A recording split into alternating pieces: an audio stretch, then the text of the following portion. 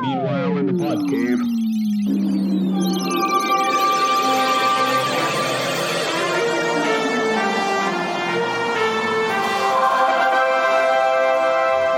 And welcome back to another edition of the Podmen. I'm Brad. I'm Brian. I'm Podman Ron. All right, Podman Ron. Podman Ron's imbibing. That tasty. Tell us what you're drinking, Podman Ron, because we heard about this in the green room. I've not tried it yet, but I've heard everybody who has tasted it thinks you're a fucking genius. It sounds like shit to me.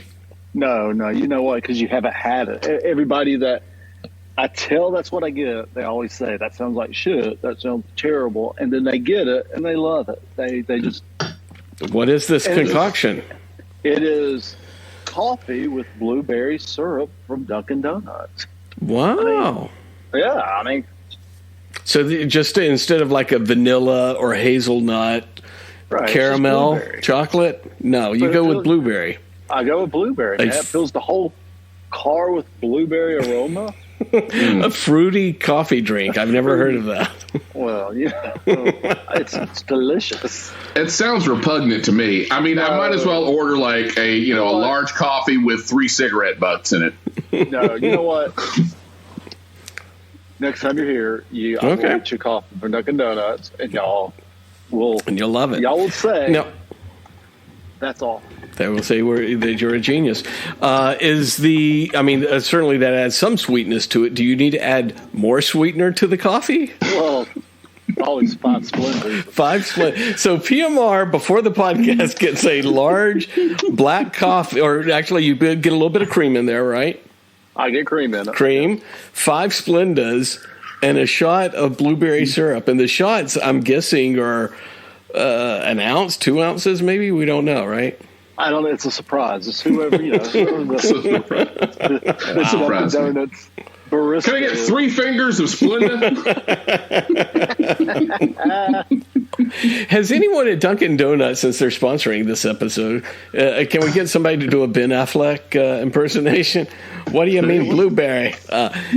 Has anybody said, "Excuse me, sir," when you place the order? Oh, all the time. Oh, okay. Are you sure? All the time. If we make it that way, you can't return it. Right. They think it's a senior prank or something. I got to sign a waiver for the brain damage that it does for, Please sign here. All right. Well, hey, I will... extra aspartame. That extra aspartame helps out. I cannot remember anything, so... Well, we were talking about remembering things. We do have a little bit to talk about. I think the main bulk of this episode is to give the Podman review of Ant-Man and Wasp: Quantumania. We are missing Alex, so we'll have to catch up with Alex at a later date. But Brian reminded us that we do have a few other things to talk about in the news.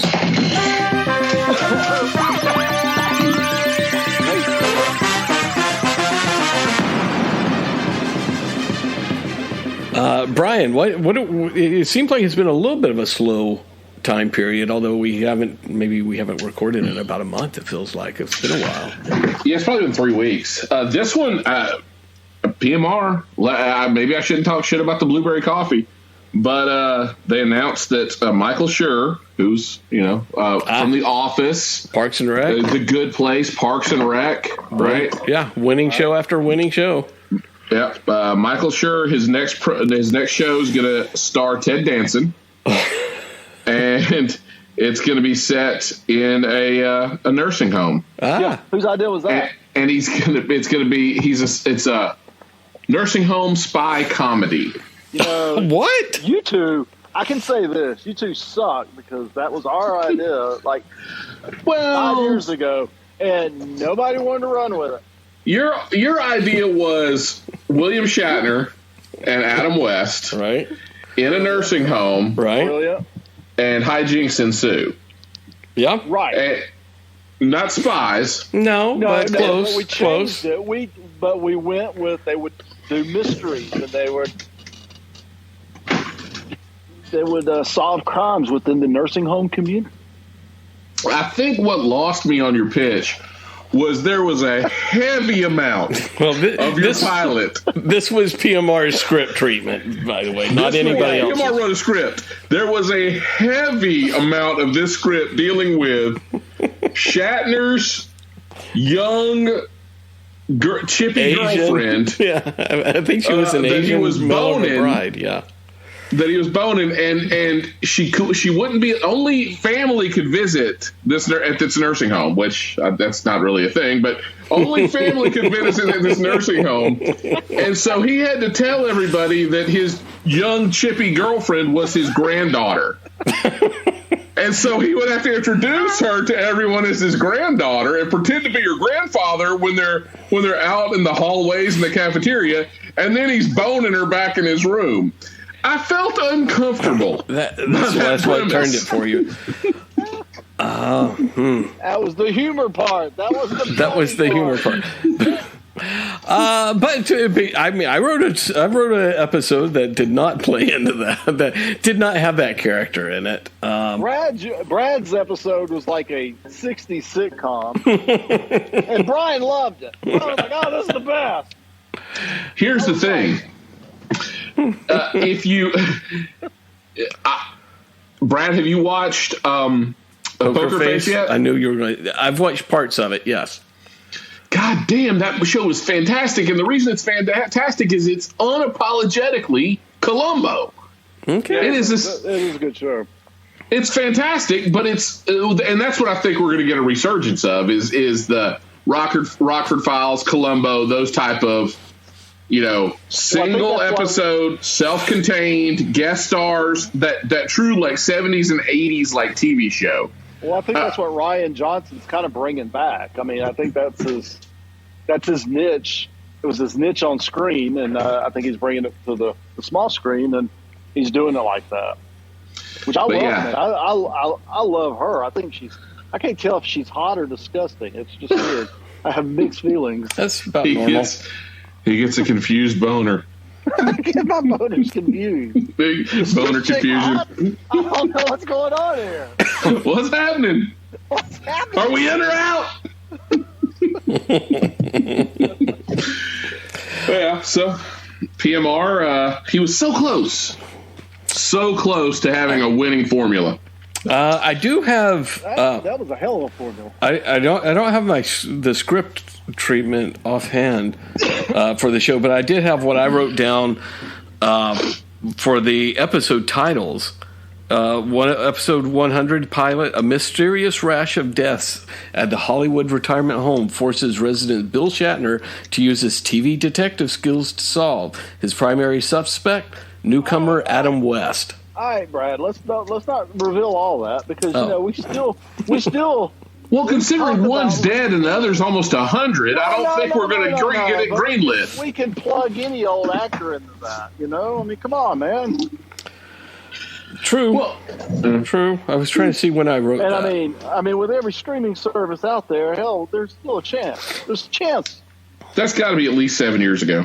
We could sell that to Tubi. I would say it's been a decade ago. Almost. No, it wasn't that long. You sure? Yeah, it's about 7 years ago. I got episode 107, the early bird special. The residents decide they want a different meal and later in the day. So that was. No. I think my favorite one was. No, I better not say it. Never mind. Anyway, go on. Go on. Next subject. Moving right along. Let's see. We've got. We don't get to test yet. We got. Let's see. Yeah, not much. That's not much. That was some trailers you had mentioned, right? Yeah, we got essentially trailer. Well, this is some little tidbits, but basically there was an article that Disney's CEO Michael, not Michael Eisner, the other guy, the new guy, old guy or the new guy, Bob Iger. Bob Iger saved Kevin Feige's job. Whoa. That back in 2015. This is pretty interesting. 2015. Perlmutter wanted him fired. Perlmutter wanted him gone. And, Perlmutter came along with Ivy Arad in the 90s when they filed bankruptcy, and Perlmutter was super duper cheap. But Perlmutter apparently felt threatened by Feige and tried to get him fired and removed from the company. And so Bob Iger created a job specifically for Feige, so he was out from under Perlmutter. Because Perlmutter was trying to get rid of him. That and then, which was just interesting. And we did the Marvel story. I read that book, PMR. You read it too, where it kind of goes through the history of Marvel. Oh yeah, that's a good book. And yeah, all that stuff's really interesting with Stan and then later Avi Arad and Perlmutter and then all the way into where Disney bought them, bankruptcy, all that good stuff. But it's an interesting book. And apparently now Feige, the rumor is he's trying to be the studio head of all creative. So he would be over Marvel, Disney, Star Wars, all of it. Which, interesting. If that's what he's spending his time doing, that would maybe explain some of what we got to talk about later on. That was pretty much it news-wise. We got several trailers for the Super Bowl, and I've got something I want everybody to check out, our listeners to check out. Maybe I'll link it on our Instagram page. But, yeah. And then we have a couple of celebrity deaths. Oh, we do have some celebrity deaths. Yeah. Oh, you know what? I'm sorry to get... I don't want to get ahead of the celebrity deaths, but when we start talking about it, I think I have one. Another one that you may have missed, Brian. All right, trailers. Trailer trash. Let's talk some trailers. We have The Flash. We have new Guardians 3 and a new indie. Was there a new indie one? Barely. Yeah, there's a new indie one. Brief one. 30-second clip, I believe. And then there was also the Fast X, which is idiotic that it's right there in front of them. We've said it before. It needs to be Fast 10, your seatbelts. Yeah, they didn't do anything like that. That's crazy. Yeah. Is it colon or is it a semicolon, Brad, when it's the two dots?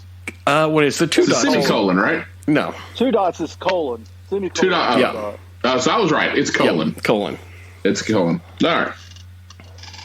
But yeah, so we got, I guess first up, Fast 10 trailer. What did you guys think, Brad? I'm not a big Fast 10 person. I kind of fell off after Tokyo Drift, I think, to be honest with you. I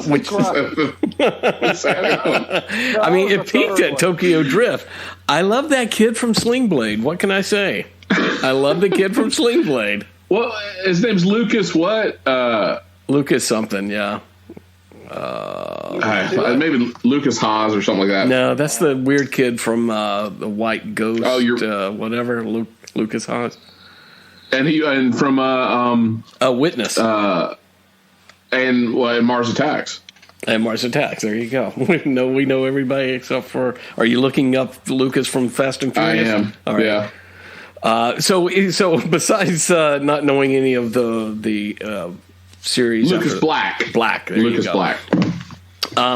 It looked as ridiculous. It didn't look any more ridiculous, I guess, than the other ones. Other than when Groot backs out of the back of the plane, and somehow or another the two helicopters shoots some spear guns into him, and then he ends up moving around and crashing the helicopters or whatever. It doesn't seem any worse than any of the rest of them, but I was surprised to see again. Are we just running out of actors and actresses in Hollywood? I mean, so Jason Momoa is in here. Yeah, I had no idea he was going to be in here, to be honest. John Cena's in it? Is he a normal cast member? Well, John Cena was in the last one, but he was the bad guy in the last one. Brie Larson is in it, right? Yeah, she's in it, yeah. And Charlize Theron, right? Yeah, she's back. So Charlize Theron, that's like her 5th Fast and the Furious movie. But it's like all of it's like, don't you people have your own franchises? Why are you in every single fucking franchise? It's crazy. Well, and Helen Mirren's back. And then what's her face from the new oh my gosh. What's the show with Schneider? One Day at a Time. One Day at a Time. What was the new One Day at a Time? What was the grandmom on it? Rita Moreno. right? Rita Moreno's in it. I guess she's Dom's mother or something in this. But god damn, like yeah, it's just too much. So here's my thing is, are we to understand that? So Jason Momoa's character family was killed by the safe that went around the freeway and that they pulled in Fast and Furious. Well, he was in the building when they ripped the safe out. Ah, and that was his money? Right. Yeah, and I'm guessing safe, I guess. Let me ask you: is that the safe? Remember at the beginning of 5? And honestly, this is probably my favorite part of all of the franchise. Safe. Yeah, that was the safe. That was a flashback of that when they pulled that safe. Yeah. They're turning corners and the safe it's rolling. Yeah, it's barrel rolling down the street. But now it's Fast 5 when The Rock pulls up, Hobbs pulls up, and he's like, "God damn, Dominic Toretto!" And there's like cars sticking out of building, like 5 stories up, crashed into buildings, and there's just all this like. But you didn't see the mayhem; you just saw the aftermath of the mayhem. It was. I think that's my favorite opening or my favorite scene in any of them. It's like, God damn, Dominic Toretto. That's when those movies were fun. They lost the fun really after what's Tokyo his name? Drift. Paul Douglas died. Paul Walker. But Douglas. Michael Douglas. Whichever. Yeah. When Paul Williams died, or Paul, yep. what's his fucking name? That little guy from Smokey and the Bandit. Paul Walker. When Paul Walker died. Died. It kind of, I don't know, it lost something. Besides Paul Walker. Yeah, having like your cast member die in a fiery crash. When you're making movies about street racing. Yeah, that's tough. It's really sobering. So doesn't this have a colon somewhere on it, like the beginning of the end or something like that? Yeah. A tagline. Is this a part one of part 2? It's like the end begins or something like that. Yeah. So is this not the last movie? Or we're led to... He's doing the Avengers Endgame. Oh my god! Infinity War. That's crazy. After 7, I liked 7. That was Paul Walker's swan song. I was excited about 8. I watched 8 and I was like, okay, maybe 9 will be better. I went into 9 and 9 just was a complete train wreck, and I'm not even excited about this movie anymore. In 9, it's worth mentioning that they went to space. They took a Chevelle to space. No, a Fiero. A Fiero, that's what it was. A Pontiac Fiero in space. That's crazy. So, I haven't seen a Pontiac Fiero since the 80s, and there was one in this movie going to space. So, there you go. So we had... needless to say, PMR, you will be going to see this.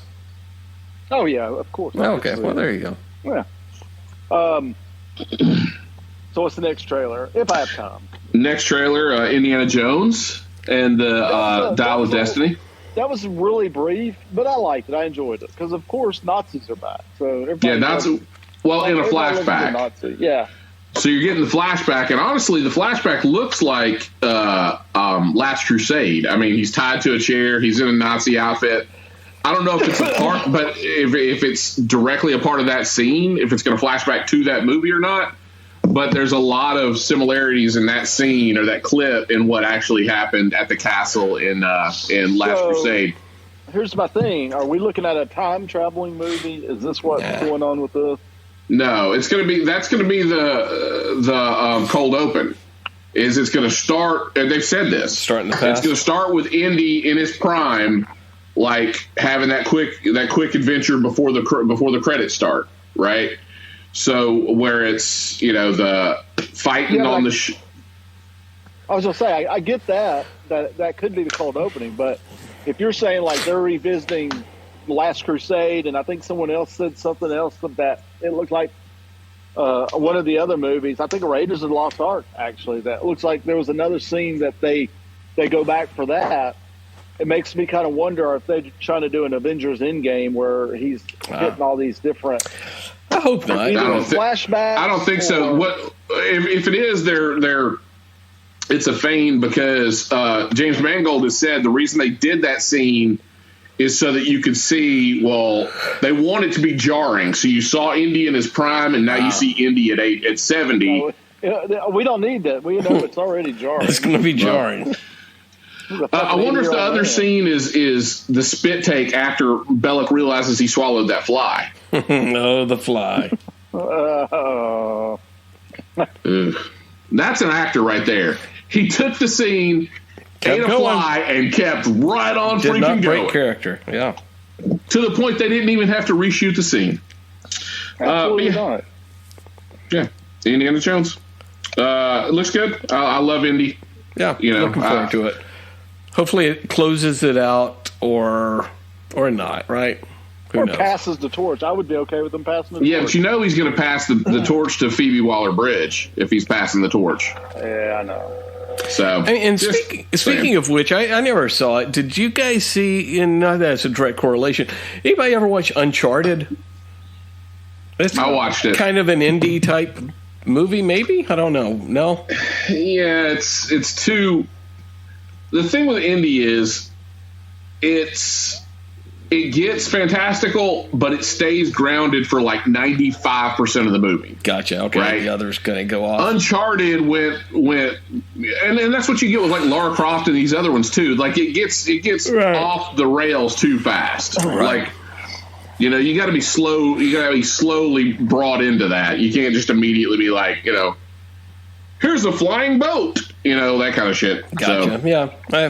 I always kind of wish that they would have done Indiana Jones like James Bond and just, you stayed in the same time period, the 30s, 40s, stayed in that time period during the pulp hero stuff, and just recasted every 10, 15 years.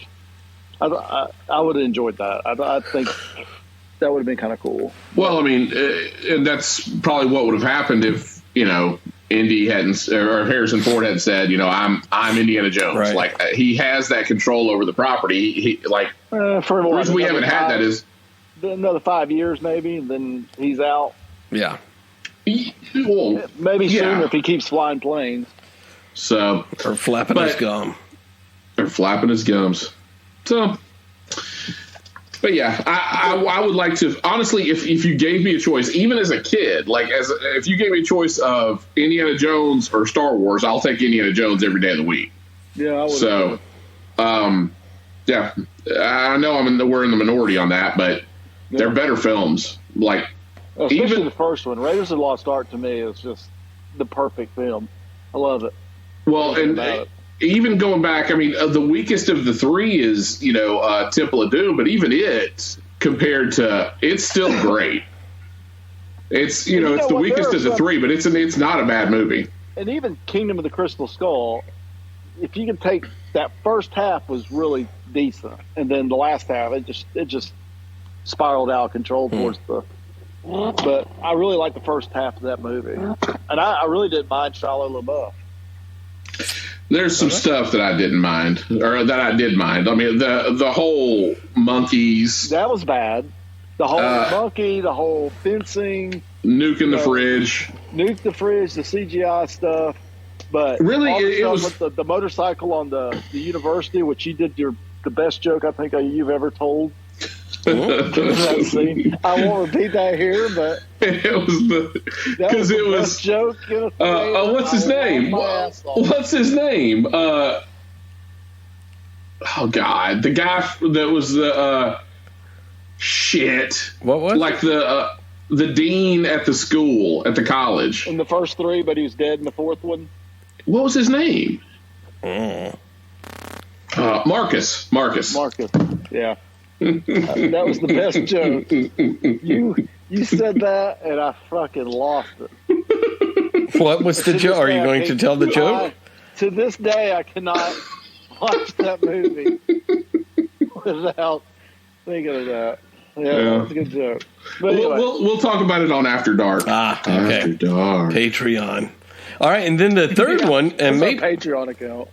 Maybe the most exciting, The Flash. We finally get the Flash trailer, and nerds seem to be okay with it.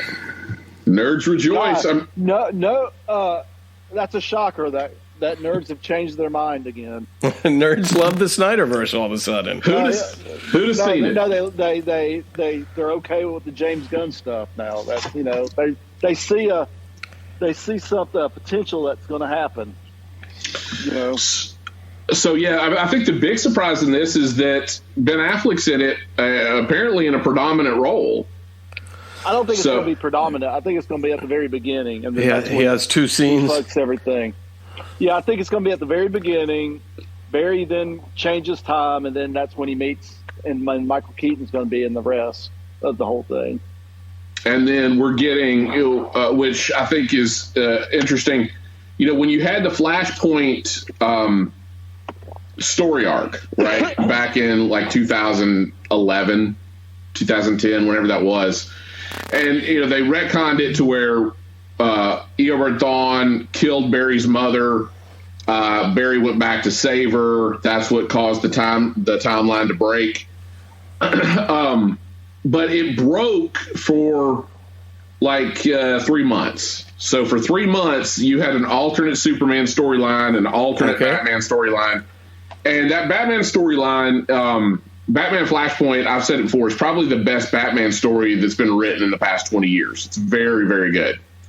But the Superman storyline was Superman crashed to Earth. He was immediately scooped up by the military, and he was put in like a solar deprivation chamber for 20 years, and they just ran experiments on him and that sort of thing. Well, what you're seeing with Supergirl is you're seeing that story. It's exactly what happened with the Flashpoint Superman story, where she's like all emaciated in that like nursing gown in the dark room. That's straight from that Flashpoint Superman story. Gotcha. So that's pretty interesting. I didn't realize they were going to get into that part of it, but that's cool, right? I actually thought she looked really cool. For someone who I wasn't, when I first saw what she looked like on paper and stuff, I was like, she looks terrible. But at the same time, it looked really good. At the same time, I mean, this is an alternate Earth where Kal died on Krypton, foreseeably, and Kara's the one that made it off the planet. So again, like, totally fine, because if you're going back to Clark and Kal-El later, then it doesn't matter. All this stuff's going to get erased. Now, have you guys heard like the fan theory though, which I'm sure is probably accurate, like about who the villain's going to be? No, I don't know. Right, because you also saw General Zod, right. In the film. Right. And people are like, well, Zod is probably just going to be the red herring, right? Yeah. You think they're going to bring our boy back? No. Who's our boy? I was thinking Henry Cavill. We'll have an evil Superman? No? Okay. That would be cool, though.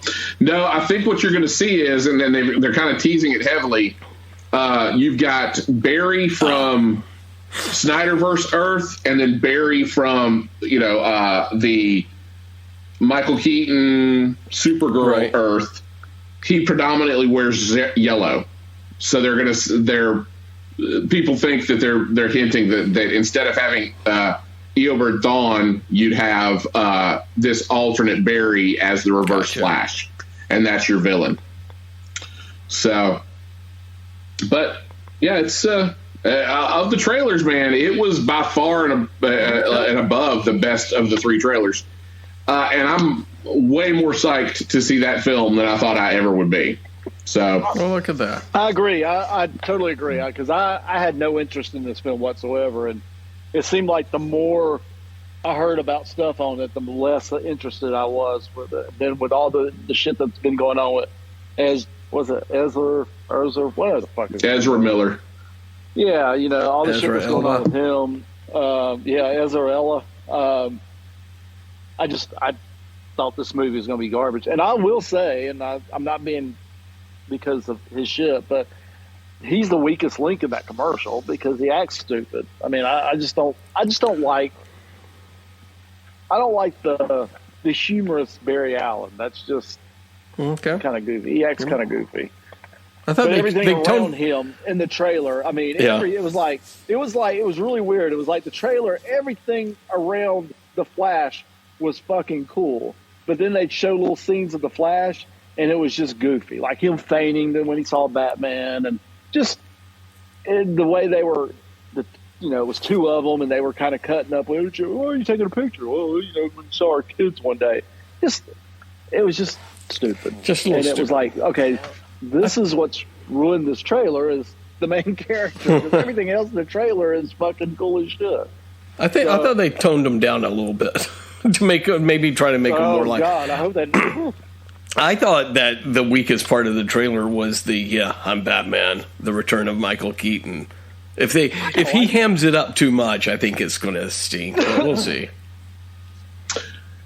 Yeah, we'll just have to see. I think it's going to be a perfect reboot for the rest of it, though. Yeah. Now, the flip side of that, it will be a genius thing if they truly. This is how they reboot the whole DC stuff, Right. and then go into That'd the be nice. next, the James Gunn universe, which would be cool.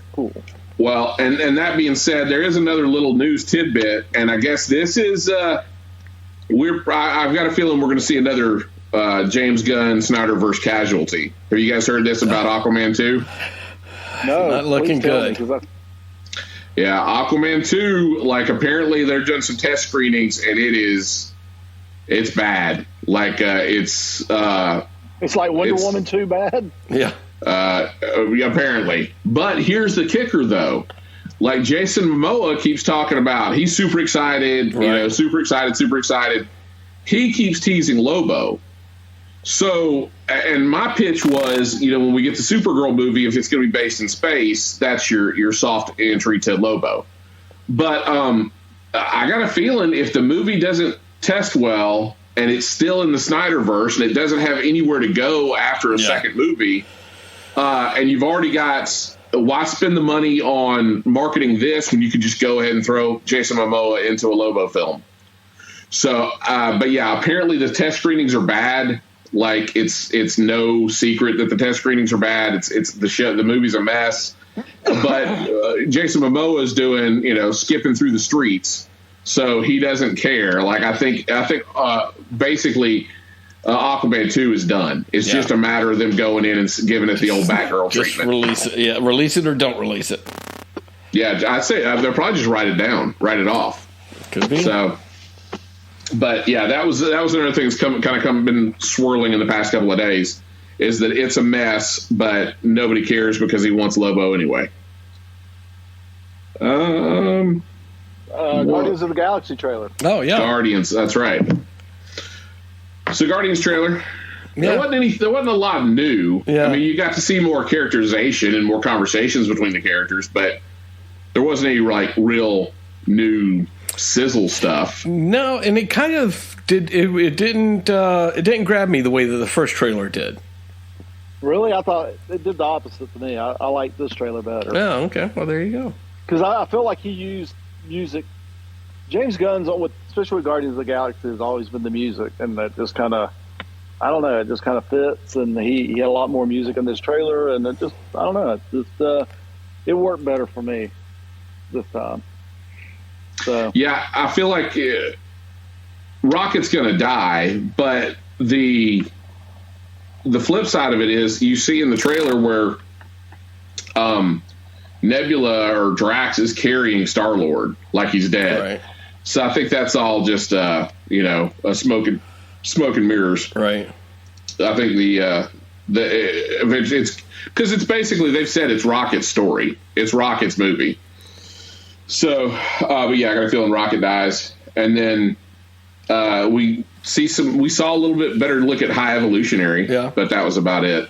He looks pretty cool. I mean, I think he'll be a good villain, and we don't really see anything of Adam Warlock still. So TBD on it. I mean, he's he's just screaming. It seems like he's just going to be someone to come in the action scenes and then fly away or whatever, right? well, like Dave Bautista, he's not coming back. So Drax will probably definitely die in this. Yeah. Maybe just kill them all off. I just don't know if they'll kill Star-Lord. I think he could pop up in one of the Secret Avengers. I mean, they're going to still need some cosmic heroes. There's a good chance they don't kill anybody, but if anybody's getting killed, it's probably Rocket. And honestly, they could still do, just because it's the end of this Guardians of the Galaxy, with James Gunn storyline, that doesn't mean that they can't, field another team. Right. If you've got Adam Warlock and you've got Cosmo, you still got Nebula if you want her. But then you've also got like Vance Astro and Charlie 23 and all those that you could bring in. So go with some other. You could get like Shi'ar stuff or Starjammers, like Corsair on the team. So you could do other stuff that's still galaxy based. Call them Guardians of the Galaxy, right? But actually, it'd be part Starjammers, part. Yeah, you kind of have a rotating cast and stuff like that if you wanted to keep that alive. Yeah, I feel like if you wanted to do a fourth Guardians movie or like a soft reboot Guardians with a different team or an altered team, it would be easy to do Shi'ar and if you wanted to bring in Gladiator, or if you just wanted to do the Brood. I think the Brood would be pretty kick-ass, and it would give them a chance to do an Aliens kind of movie. Them or the Dire-Wraiths. Yeah. Dire-Wraiths were cool. Bring them back. So, I think instead of Starjammers had some good characters too, but I don't think you're going to see. Well, you could do Starjammers and do Corsair, and then especially if you're going to do X-Men, tease Scott and Alex. Especially if it's going to be a part of a phase with X-Men. So, sure. But yeah, so Guardians trailer, it'll be great. It'll be good. Like, I have no concerns that it won't be a good film, unlike some of the other stuff we've had recently. So, any other thoughts on the trailers before we go into celebrity deaths? Nah. No, I mean, they were all decent. We didn't mention Creed, which is coming out next week.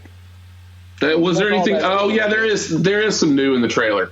Because we did find out in this trailer, you still see Donnie, you still see Jonathan Majors, I forget what his name is. You still see a lot of stuff we saw before, but they did drop, I guess, a scene where he's on ESPN or something like that, and Adonis says that he has some unfinished business, and so even though he retired from boxing 3 years before, he wants this fight. So that was news to me, like that no, he's not defending his championship, and that explains why Jonathan Majors in an earlier trailer you saw him walking to the ring and they were holding the belt behind him. So this seems like it's gonna be more like for better or worse, yeah, Rocky 3 or Rocky 5. Love it. I love it. I don't care what y'all say. I can't wait for this. It looked good. Yeah. But were you aware of that before? Had you heard any of that before the trailer? PMR? No. Adonis. Because I think I even said a few episodes back that I didn't understand why Jonathan Majors' character had the title. So I was like, are you going to see two fights where he loses and then he wins it back? But no, he's got the title because Adonis retired prior to the movie starting. God, so damn good. Yeah, so we can have it out. So, all right, woohoo! Okay, who died? Well, I've got two, Brad. You said you might have one, and before we get started, I mean, PMR, do you have anything that you'd like to say about Larry Storch? No, still missing though. Still stings. Still hurt, man. Still hurting. All right, so just making sure so we can get all the Storch out of the way first. Storch. No. Nothing's come up lately. All right. So, Brad, our first celebrity death, Raquel Welch died last week. Oh, that's right. That's well. I mean, there's only been like 2 movies I saw Raquel Welch in, and a Seinfeld episode, of course. Yeah, of course. She's of course for Seinfeld. And you know what 2 movies those were? I'm sure it wasn't 10,000 BC or whatever. I'm not sure. No, it was Grumpy Old Men 1 and Grumpy Old Men 2. I mean, yeah, classics. Yeah. They were Raquel, great. Have you ever she was seen in the them? second one. She wasn't in the first, was it? Was she? It wasn't that. Sophia Loren? I thought Sophia Loren was in the second one.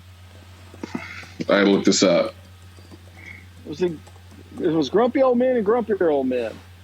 Yeah. Yeah. Oh, yeah. We know the Man. names of the movies, of course. Those. And Margaret was in. Yeah, it was first Anne one. Margaret. Oh, never mind. It was Anne Margaret. I guess I've only seen no movies with Raquel. I guess so. And You just got one old redhead confused with another old yeah, redhead. and Sophia Loren was in the second one, along with Sophia Anne Loren was in the Margaret. second one. So, yeah. Raquel Welch was in neither. Yeah. It all goes back to Larry Storch. I bet he boned Raquel Welch. Never mind that. Never mind. Just That Seinfeld. was her on Seinfeld. Best- That was her on Seinfeld, right? Yeah, she Or was that best Anne known Margaret? for her portrayal of a person in Seinfeld, a random episode. Yeah, 10,000 BC. What other? Let's look at her IMDb, because I can't think of a lot either. She was famous. She was one of those. She was a model, but she was primarily famous for being famous. Right. I mean, she was in a shit ton of stuff. Fantastic Voyage. Okay. She was in an episode of McKell's Navy, PMR. That may strike a chord with you. I will always remember her as in Grumpy Old Men. I think that's best the way that we all should remember her. I think that's the best way we should remember her. Yeah, you're right, Brian. She was in a Lois and Clark episode. Well, there you go. I'm sure I've seen that. All right. All right, let's move on. I've got one that may hit home a little bit for PMR as well. As hard hitting as Raquel Welch from Grumpy Old Men. Let's see here. Leiji Matsumoto. Died 85 years old. Who the fuck is that? He is a legendary manga and anime creator who is known for his work on the 1970s TV series Battleship Yamada. Oh, man. I saw that came across my desk, I think, yesterday. Yeah. You know what? I'm not really a big fan of anime, but I am a big fan of two anime. Yeah. Is Battleship Yamato, which was Star Blazers, Yeah, also known as Star Blazers, yeah. and Gotcha Man. Speed Racer. Speed Racer. You didn't like Gotcha Man? G-Force? They look cool, but I never watched it. All right. Yeah, right. I was just too mature for that. Yeah, obviously. G-Force. So I saw that man. come across, and I'm Yeah. like, I got to save that for the podcast. Dude, I love Leiji Star Blazers. Matsumoto. Yeah, Star Blazers was good. That was a fucking great show. All right, over to you, they Brian. Made a live action one. They made a live action Star Blazer in Japan, but it just didn't ever take off very well. Didn't take off. No pun intended. Again, this one, he was famous as a comedian. Then he transitioned into TV, but didn't have mainly it's guest starring roles in Law and Order. But Richard Belzer passed away. Oh, he had a talk show too. Remember the Richard Belzer's talk show back in the? I watched a clip today of Hulk Hogan choking him out, letting him fall on the floor, and did you see that? Yeah, that's a famous one going back. I can kind of give you the details on it, but Richard Belzer passed away. Detective Munch from so the article I read about Law and Order, where he got choked out by Hulk Hogan, is after he got choked out, Hulk Hogan just let him fall to the ground, and he smacked his head, and busted his head open on the back of the ground. Well, he sues Hulk Hogan for like $5 million. This was in the 80s. Like 84, I believe. He sues him for like $5 million.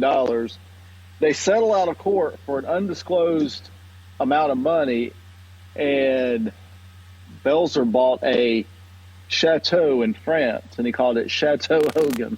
Oh, how about that? That's where he actually died in. That's where he died at when he passed. He still owned that, and the name of it was Chateau Hogan, which I thought was pretty freaking funny. So yeah, Hogan, basically Belzer was giving Hogan a hard time about wrestling being fake, and then they were going to put him in a hold. Well, Hogan put him in a neck crimp, which is basically a inverted rear naked choke. So you've got you're making your forearm, an L shape. You get their throat in that crook. Yeah, and then the carotid artery. There. Yeah, you get the carotid artery and cut off circulation of their brain, and they pass out. But yeah, so Hogan put him in the headlock, knocked him out, and he cracked his skull and he sued him. But that's the thing is like a rear naked choke, you can cause brain damage. I mean, even if you hold that thing on for 5-6 seconds. It could cause brain damage. Oh, it could kill you too. That's where it helps. Yeah. It can kill you. So just the fact that Hogan did it to him on live TV is crazy. But the clips all around. It's been around for years. So, yeah. All right. Poor Richard Belzer will be missed. We got one more celebrity death. Well, let me finish up Belzer real quick. Because he played Detective Munch on Law and Order, right? But he's got in his IMDb, he's got credits for all these other guest appearances where he played Detective Munch. Right. So he didn't. You know where that it didn't start on Law and Order. That's not where that character originated from. Where did it originate? There's a show called Homicide: Life on the Streets on NBC. Oh yeah, I remember that. Yeah, and then that's right. That's where he originated that character at. So Life on the Streets, Law and Order. He appeared in an episode of Unbreakable Kimmy Schmidt as Detective Munch. He appeared in an episode of 30 Rock as Detective Munch. He appeared on The Wire on HBO as Detective Munch. Arrested Development as Detective Munch. Did he appear on Seinfeld as Detective Munch, or no? Am I thinking of something? I'm thinking of Raquel Welch. Yeah, he's thinking of Raquel Welch. He was on a show called The Beat as Detective Munch. He was on. Let's see. The X-Files as Detective Munch. He was on. See if this goes any further. No, see, all that stuff predates. But yeah, he had 8 or 9 different appearances on different shows as that same character. He loved that character. It's fascinating. Well, can we get now to a more important? Yes, please. From TV land? From Nick at Night? Sure. Probably by now. When you say Nick at Night, I think of Gomer Pyle and all those. I just thought of a TV movie. We can dust off your script of the Nick at Night murders. I like it. And so you've got William Shatner's determined that all these celebrity deaths, and it's because he can't grasp his own mortality. Yeah, he's after going into outer space. There's some sinister cabal that's killing all these celebrities. Hey, we'll talk after the show. Quit. You know the executives listen to the show. You know the execs listen to us. Okay. Here we go. Charles Kimbrough. Means nothing to me. Yes, it the does. Murphy Brown guy or something? Oh, yeah. Murphy Brown. Yeah. Jim Dial, yeah. Man. Oh, okay. Yeah, he died. He died in December. He died he died on January 11th, but they didn't announce it till they didn't find it. 6th. They wanted to be sure. Which goes along with who he was married to. I do not. He was married to Velma on Alice, and when she died, he waited for a year before he reported to the news outlets that she had died. Weird family. Very suspicious. Very suspicious. I mean, could he have been murdered? Could she have been murdered? I mean, Would he's anyone 86 care? years old. Yeah. Would Larry Storch care? What does Larry Storch have to say about these Yeah, if there's He would have been a good addition. natural cause deaths? He would have been a good addition to our TV show. yeah, has he posted any his arm around Raquel Welch on Facebook or No, anything like I haven't that? seen any more Larry Storch Interesting. posts like I He's did. learned his lesson. Yeah, no more have come up. So, yeah. The ghost of Larry Storch decided to quit catfishing me. So, All right. Well, hey, that's great. That's great. They're all gone. One more. Oh, you got to Hey, be one kidding more. me! Can we get to Ant-Man at some point? This is really quick because no one knows who this is except Brian because I didn't even know. Lee Motter? Lee He Motter. was the co-creator of Stargirl and an artist on Stargirl. He did some Wonder Woman stuff back in the 2000s, and I think maybe probably late 90s. But he passed away at 53 years old. Mm. I know, Brad. He's close to your age there. I'm getting close to it. That's right. You're getting close to it. Yeah, Lee Motter. Honestly, this is going to sound. I'm not a huge fan of his art. No, Like, good, 'cause you're not going to see any more of it. It was really, really like sort of like angular and cartoonish. Like, I was going to say it was more cartoony, but I didn't mind. I kind of liked it, to be honest with you. I liked the Stars and Stripes stuff. And I'm not even a fan of the cartoony stuff, but I didn't mind. I liked it.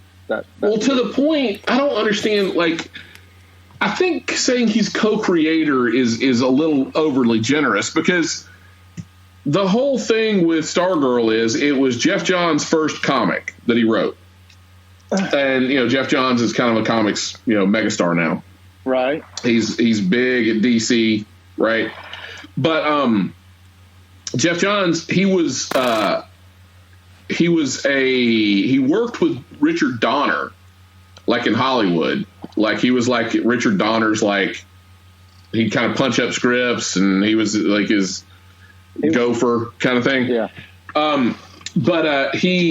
So this was his first work for DC, but Courtney Whitmore is based on his sister. His sister died when she was a teenager, I think of cancer.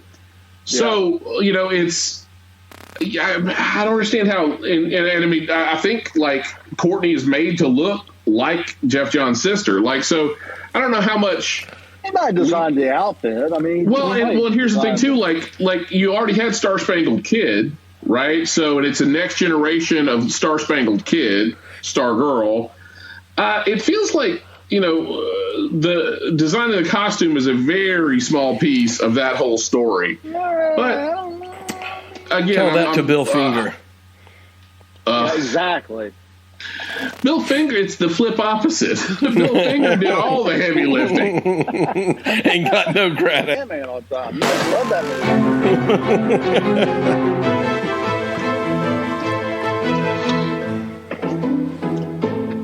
All right, we went to the movies this week, Podmen, and we went deep into the quantum realm with Ant-Man and Wasp: Quantumania. PMR called me up the night before and said, "Hey, you want to go see this movie?" And I thought, "Yeah, this sounds like it'd be a fun movie to go see." And a fun romp, a jaunty little romp. But before we get into it.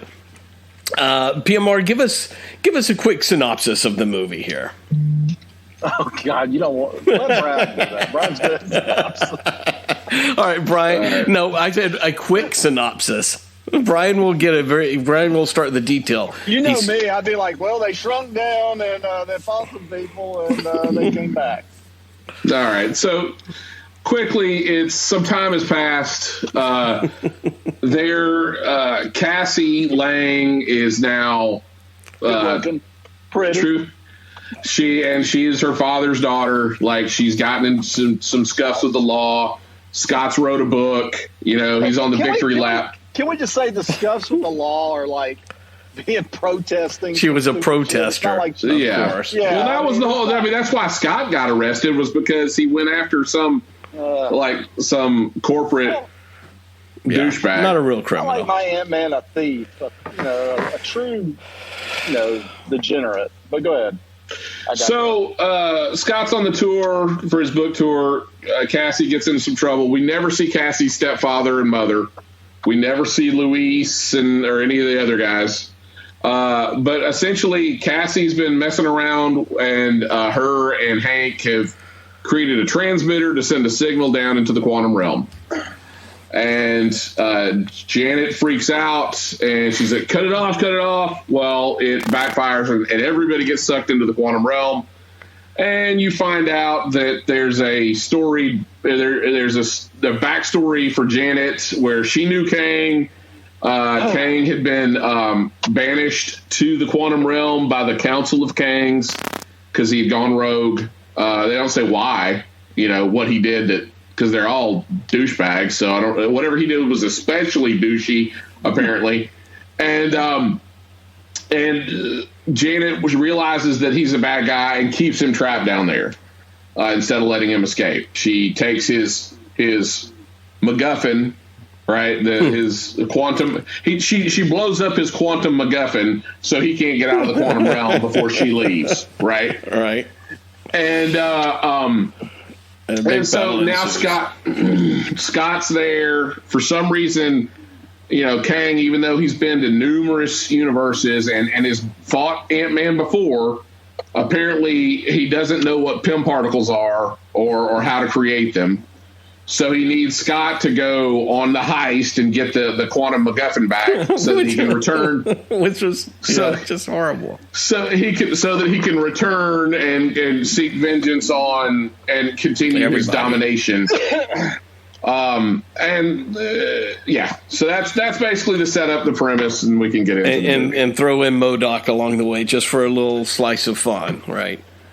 Throw in MODOK for a little slice of fun. So I mean, just even with your snarky remarks, Brian, as you tried to give a quick synopsis there with the MacGuffins, and I mean, none of this movie made sense whatsoever. And PMR, I think PMR, you said it. Maybe Brian, you did. So I apologize. At some point, because they're shrunk down into the quantum realm, and they have a shit ton of Pym particles amongst them all. At any point, they could have grown to like really big size and stepped on everybody, it feels like, and ended the movie pretty quickly after that. But that didn't happen. I'm sure there was probably a reason for it. PMR, you were going to defend the snarky remarks? No. I mean, was it the best Marvel movie? No. Was it as good as Shang-Chi? Marvel movie? No. Actually, I like Shang-Chi better than this. Yeah, well, we know. But I did like this better than Black Widow. I did like this better than Eternals, of course. I mean, we talked about it. It was really weird. It just seems like everybody was just going through the emotions. There was really. It's like what a lot of the reviewers said. There was really no emotion between these characters. They were just kind of like just going through the script. I mean, and like you said, Brad, if it would have been on Earth and it was just so dark, it was just hard to see what was going on, and it just kind of took you away from like.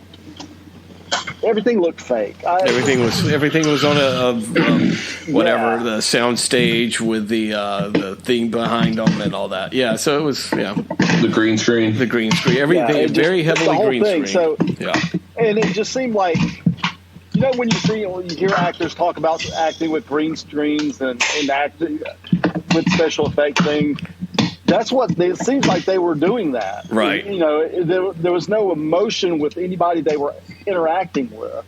You had all those revolutionary characters, and you didn't know there was really no backstory to it. No, they were boring and horrible. Yeah, they were very boring. They tried to put a personality with a few of them, but they didn't use them enough to even try to get to know them. So therefore, blah. Yeah. You could tell that they were trying to create Rick and Morty type characters, but they were They were like, the guy was like, I've got holes. I mean, they're like, this is Rick and Morty. This is like, it was garbage. That whole ant thing, the whole the ants, and they evolutionized to evolved because they. I looked at Brian. I'm like, this sounds like some Rick and Morty bullshit. I mean, it was straight out of Rick and Morty. But it was bad Rick and Morty bullshit. Yeah, it was terrible Rick and Morty bullshit. I mean, just to the point. And then, like, I don't know, Michael Douglas was flying around with that shit and his arms up to like he was up a elephant's asshole with both his arms. I mean, he looked ridiculous. I mean, this is screen legend Michael Douglas. And he's sitting in a chair. Looking like a fucking idiot in a chair with 2 feet tubes up to his fucking elbow. I mean, just giving that has to be the low point of his career right there. Just giving witty remarks every look at the camera and just smile. I mean, here we go again. He was so bad, and Michelle Pfeiffer was so deadpan. Alex was like, "Oh, she did a fantastic job." I'm like, "No, she did not." No one in this movie did a fantastic job of anything. I mean, I don't. And then it's called Ant-Man and the Wasp, but was the Wasp even in it that much? I mean, she was just kind of there. She talked about MacGuffins or whatever. I mean, she just the only reason she showed up was to save Ant-Man like 3 times or whatever. You know, it was just she had no purpose other than that. Yeah. I mean, that was my take on it. You know, some of them, instead of using Michelle Pfeiffer and Michael Douglas in this movie, they should have brought Michael Pena and the other guy, you know, his little buddy. Yeah. And they should have went to the quantum realm because they would have showed a fish out of water type perspective to it, because no one acted like they were shocked about anything. You put me down there with all these fucked up things right there, I'd be fucking, what the fuck? You know? What's Bill Murray doing down here? Just like, I mean, they were just like, you know, Cassie was just like, it was no big deal. I love the fact that she falls down, she's about to die, but, you know, he saves her. And then, 5 minutes down there, she realizes she's got her, you know, the costume and she can change sizes and stuff. It's like, okay, why didn't you do that when you were falling to your death? Nothing in this movie makes sense whatsoever from a good storytelling standpoint.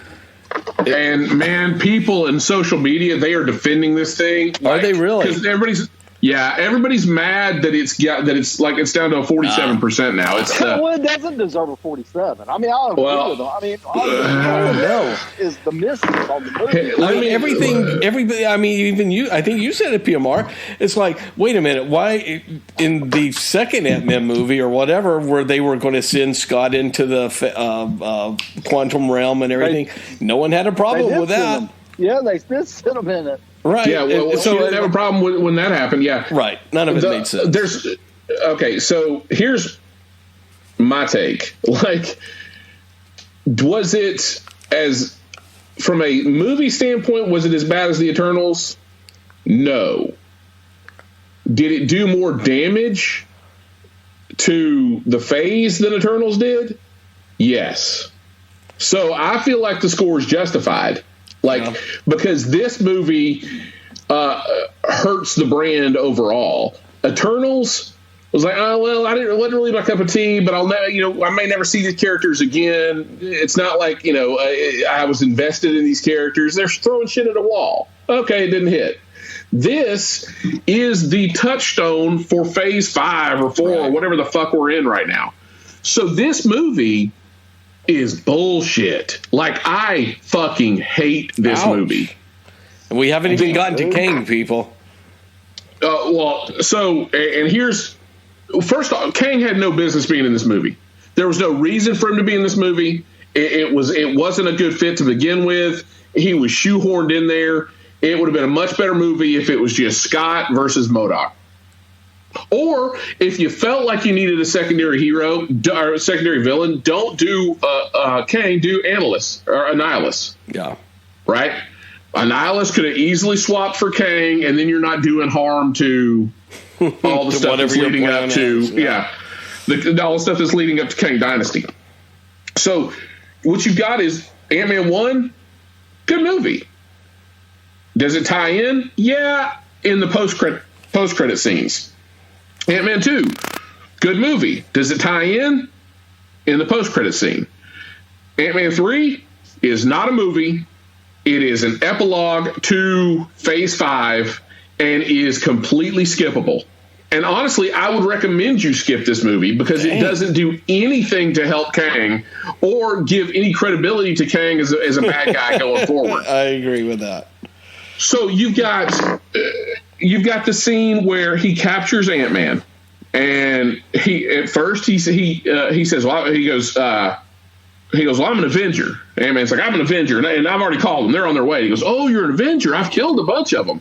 Are you the one with the hammer? Right? So he doesn't know who Ant-Man is. Right. Then, not 15 seconds later, he goes through, he's telling Ant-Man, oh, I know about, the time you lost with Cassie, and I know that you'd love to have that time back. And I know this, and I know, oh, did you know him or did you not know him? What the fuck was that? He forgot. It's like, he went from, I don't know who you are to, well, no, here's your book. I've read all of it and I've highlighted it. Here's where I've dog tagged all the pages in your book, in your memoirs. So like, that's not, this scene. Okay, we'll go back to it. No, that's in the same fucking scene. He doesn't know who he is. He confuses him with Thor he knows intimately Ant-Man's backstory.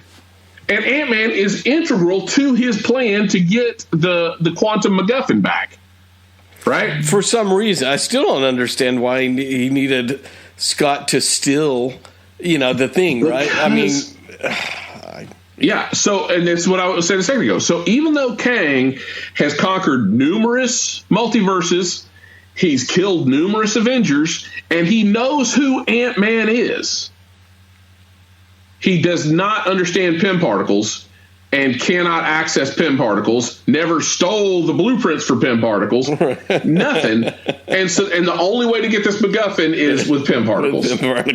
And you got to have enough because one or two ain't going to do it. Nope. No, you got to have a shitload of Pym particles. Yeah. So then you've got all the shit with Janet, who basically how many damsels in distress do you need in a movie? Janet's captured, Cassie's captured, Ant-Man's captured. They're all captured. Like they're all the actual rebels that they're murdering wholesale. Kang's henchmen are the most ineffectual henchmen I've ever seen in my. They are so far below stormtroopers. Right. They got their ass kicked by two septuagenarians and a teenage girl. Yeah. Well, handily got their ass kicked. I mean, it wasn't even a fight. Well, and you haven't even got to the ants. They got beat up by a bunch of ants, giant ants. Then they got beat up by a bunch of ants. But so here's my next quandary about this movie. Kang gets the Quantum MacGuffin back at the end of the second act, right?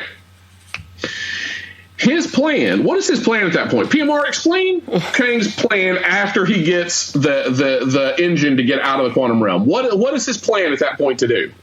To get out of the quantum realm. He wants to escape. But why didn't he leave? He had it. Well, he had the chair. He had shit to do. He had he had to contact cable company. He had to get forward change of address. He had, I mean, you just don't leave, Brian. So he's got the means. He's been stuck in the quantum realm for 30 years. Exactly. He gets the means to leave. You got to tie that shit up. You got to turn that shit off, man.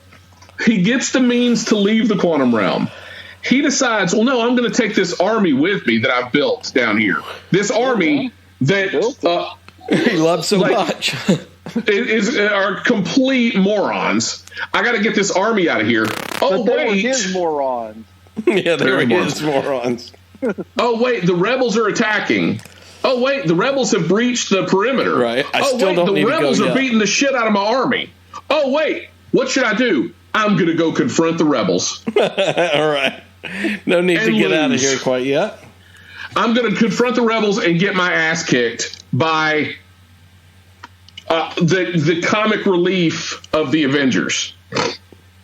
But this is the big bad guy going forward into Phase 5. Well, he was maybe the weakest of the Kangs. This is more or less an intro. Yeah, I mean, this is just an introduction. It's not though. It's not though. They said this is Kang the Conqueror. He's the outcast. He's the one that went rogue. He's the one that he is the Kang the Conqueror. It's not like this is. It's not like He Who Remains. This is the one.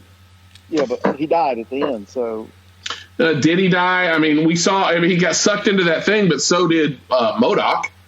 So he's going to come back with a big old head. No, I think what they're going to do is say that he's absorbed the energy from the engine, and he's more powerful. I mean, that's what they're going to say. Good. Sounds great. Who cares? But there's a reason why, the first time we saw Thanos, he wasn't getting his ass handed to him by Hawkeye. Like, this makes no goddamn sense. Like, how does this service the next movie or the phase at all? We just saw your big bad guy show up in a bad movie and get beaten by one of the weakest Avengers. It would have served them better if they would have done this like they did the first Avengers, where you saw Thanos at the end as the big bad guy, but it was his general Loki that got defeated. That was the main bad guy in the movie. So they should have made MODOK a little bit more threatening, made him the big bad guy, and then what the fuck was that? And then have Kang be kind of towards the end, or escape at the last minute, lounging on his chair. Done.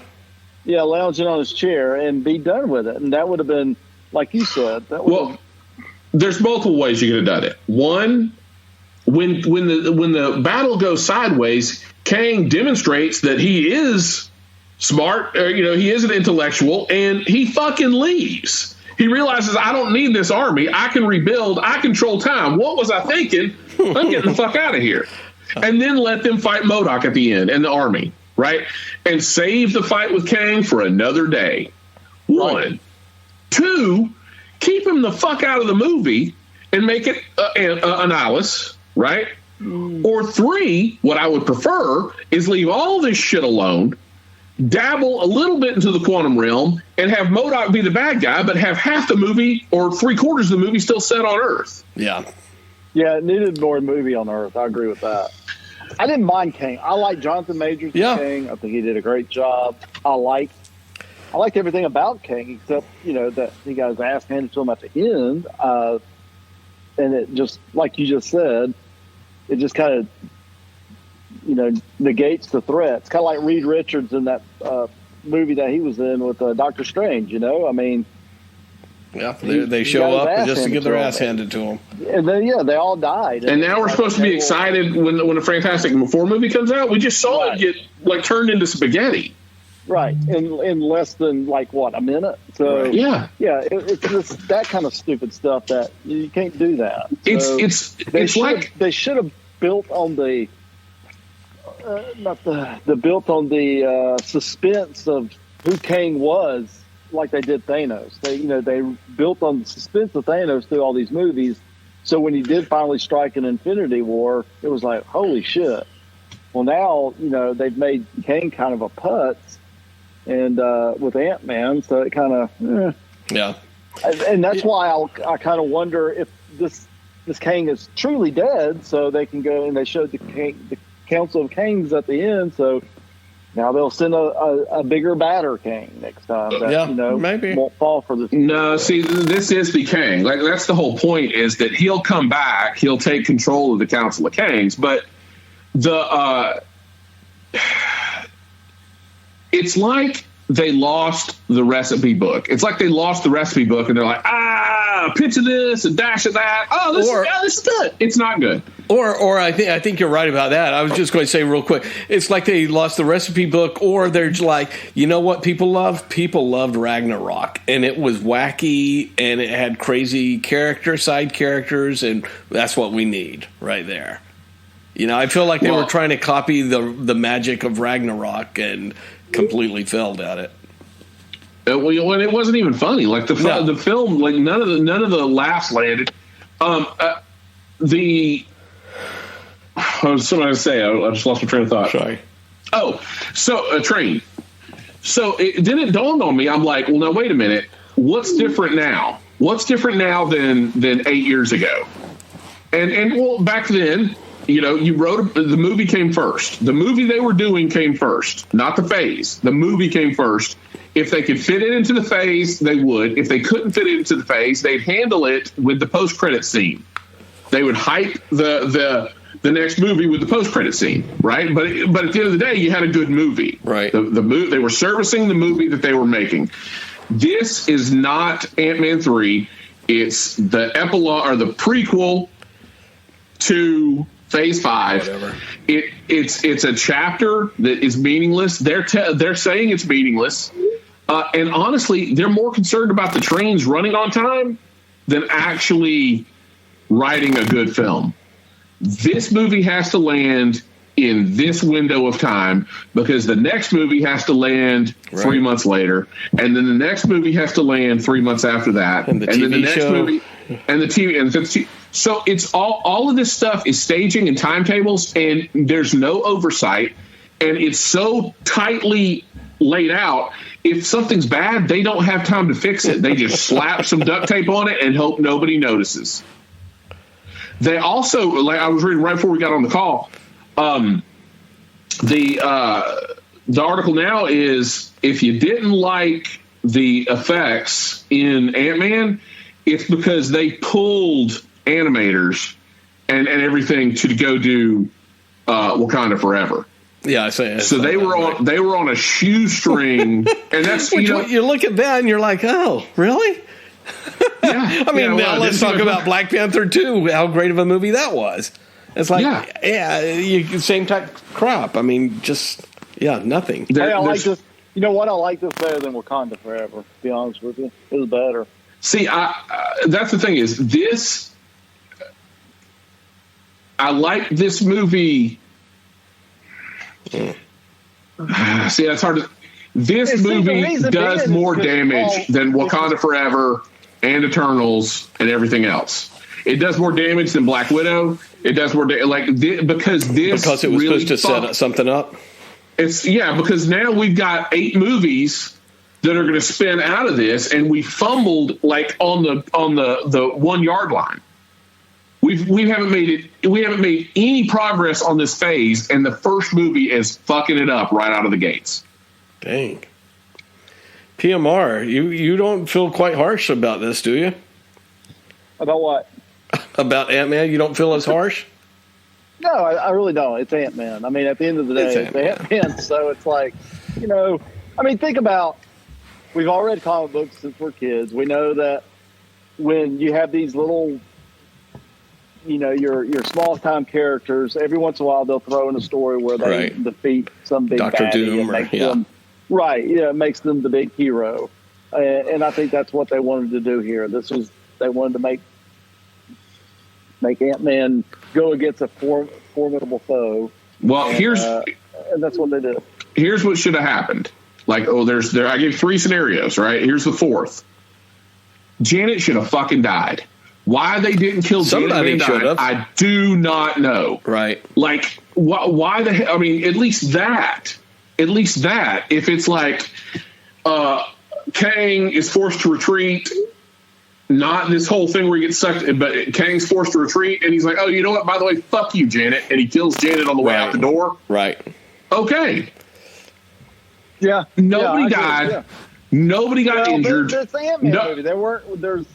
There's some movies that they're not going to kill people in, and Ant-Man's one of them. Yeah, but it would have helped. Like we all said, for a movie about family, this had no emotional beats whatsoever in it. It felt like it could have had something more emotional between Scott and Cassie, or Hope and Scott, or there was never any. You never felt like any of them were in jeopardy. And then going back to what I'd said, and we said, you never felt like Earth was really in jeopardy, like they were going to save anybody. We heard that Kang was a bad guy, but it was also self-contained in the quantum realm.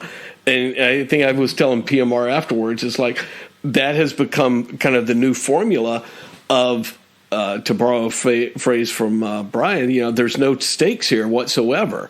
It's like, as far as you can remember, like Shang-Chi, all the battle happened in, a forbidden zone or whatever type stuff. Wakanda Forever, the battle happened at Wakanda. Like all of these battles that these recent movies have, the world never knew they even happened. You know what I mean? Like the Battle of New York and Avengers, everybody knew that shit was going down. That was real. And it kind of, not that it felt real, but you know what I mean? There was something about it that you latched onto.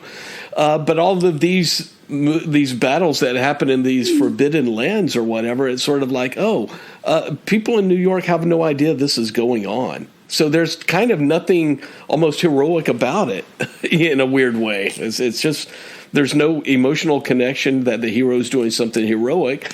And to your point, Brian, somebody should have died in this to make it feel like, oh my God, this was a battle we've lost, or you know what I mean? Nothing like that. Nothing. No. And honestly, I mean, it's basically Horton Hears a Who. right. So it's like they'll go back stuff, and all this stuff happened on the back of a ladybug. Right.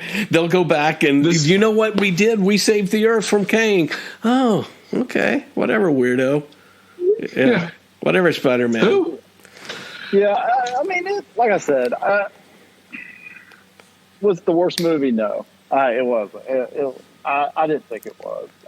See, I don't think it even qualifies as a movie. Like, it doesn't. It was a prequel to a TV show, to the new Loki series. Yeah. I think it moved fast. I think the first half was very boring. I think it was colorful. It wasn't even that, though. It was too dark. It really wasn't. It was really dark.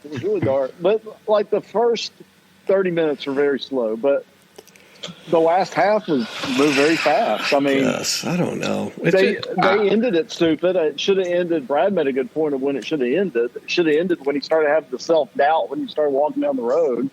Yeah, I said that it would have been great to have had it end with him being like, "Oh, I saved the world again. I'm Ant-Man," and all that stuff. And then as he's walking, he's kind of remembering stuff, and it's like this panic builds up. He did all this, right? Yeah. And just go through with it and see like, oh my God, I fucked up big time. The world unleashed evil leaves on the world, and we're all going to die. Type panic or something like that to have some sort of emotional beat. Right there. And then ended, but instead we had a birthday party. Yeah. Well, instead he goes through that whole emotional thing that he's going through, that self-doubt. Right. He's like, nah. It should have ended right there, but instead he goes back to being happy again, and then he goes to the birthday party, and I'm like, and then when you said that, Brad, I was like, well, that was the way to do it. That would have been a much better way to end this movie. And kind of a cliffhanger or something. Movie. Yeah. Yeah, it would have been cool. Like there's a threat looming for the remainder of the phase. There's a threat out there still. But what about the birthday party? The post-credit scene, the first of two post-credit scenes. Right. Yeah. Let's talk about those real quick. Yeah. Oh, and wait, before I do want to make sure, PMR, I know you had this complaint, and I think we've all had it before. Probably all superhero movies, but we'll just pick on Marvel. Get away from the fucking, everything is so convenient. Like, I've got my helmet on, my helmet's off. I talk now, we're going back. I'm in battle, I put my helmet back on. Kang has telekinetic type powers. He has a force field. He has laser beam eyes or what. It's like everything, every power is of convenience. No one ever struggles like, like in the old days of the comic book, Iron Man, if he didn't have his attaché case next to him, he wasn't Iron Man. Now I know in the comics he has it built in or whatever type stuff. But it's like everything is that way. So the heroes never struggle whatsoever. What was annoying with Kang, though, and I'm glad you brought this up, Brad, was like every time he'd fight, he'd throw a punch, he had the helmet on, and soon the next scene he'd turn his head and the helmet would go off. And he'd throw a punch again, the helmet would go. It was like, can you just leave the fucking helmet on? I know who he is. I know it's Jonathan Majors. You don't have to keep showing that the helmet comes on and off and on and off and on and off. I mean, it's like, I want to see Kang. I don't want to see Jonathan Majors. Right. I mean, it got annoying after a while. It was like every fucking scene. And they did the same thing with MODOK. It was like, which I didn't mind so much. MODOK. Yeah. I hated his voice anyway. So, anyway, that got annoying after a while. Yeah, the best part of this movie, hands down, is MODOK. Wow. I liked MODOK. I really did. You may be being facetious. No, Brian, I'm not being facetious. I like the MODOK stuff was weird and it was funny, and I would have loved to have had that be the main bad guy and just have this goofy movie, especially considering all of the Ant-Man shouldn't be, like this. This isn't Ant-Man should be a heist, funny, goofy. Yeah. It should be a little goofy. And so the best part of this whole movie was MODOK, and the whole thing with it being Yellow Jacket, and when they flashed back to the whole scene with at the end of Ant-Man 1 where he got shrunk down, and they kind of retconned it to where like his head was the last thing to shrink, and that's why he looks like MODOK. That was the best part of the whole thing. Like that was like MODOK was even the stuff where he's like died an Avenger, and he's like, sure, he died, right. Like all that kind of stuff, What would have been a better movie is if they would have had Janet Van Dyne left like a box of her, I don't know, condoms down in the quantum zone, and it's going to be tampons. Scott had to. So does she? Wait a minute. Since she doesn't have a penis, does she just keep them for nostalgia's sake? Well, considering she was hooking up with everything in the Phantom Zone. I mean, she was like. Are they in like a scrapbook? Yes. We assume she did bang Kang, by the way. Oh yeah, and Bill Murray, and probably a few other things. So I was gonna say, if what would have been cool is so she left something in the quantum zone, and they need to go get it. So Ant-Man teams up with his two bros, right. And they go down there and do a heist down there, and in the meantime they run into MODOK, and he's the bad guy. But then they bump into Kang at the very beginning, and he wants all of the condoms. Yeah, you know what? Let me ask you something. She didn't bang Kang. Debatable. I'm pretty sure she banged Kang. I would think she so. Banged Kang? Yes. Yeah. And where did all these other? Well, let me ask you this: for God's sake, where did all these other people come from? So it's like the flashback is just her and Kang, right? And then suddenly there's like 2 billion people in the quantum realm. Where did they all come from? Yeah, they're from Janet and Kang. So because she didn't have her book of condoms. But wouldn't that be a better story though? That would much better. And because it would follow it along, because Ant-Man's kind of like a heist movie all the time. That would have been better. He would have had his two guys with him. They would have been fish out of water. They could have befriended some of those revolutionary people where it would have been more of we would have gotten to know them more. And instead of having Cassie and all that bullshit, and Michael Douglas, his arms up elephant's butt, an asshole. Yeah, I mean, it would have been. I think it would have been a much better movie. All right, I like that. All right, let's go over to the post credit scenes that we interrupted you with, Brian. So we had 2 post credit scenes. First one, is you see the Council of Kangs. You see Pharaoh Ramatut. You see the Kang with the big Immortus. Well, no, that's Ramatut. You see the Kang with like the Sphinx helmet or the that's Ramatut. Who's the one with Immortus. the big?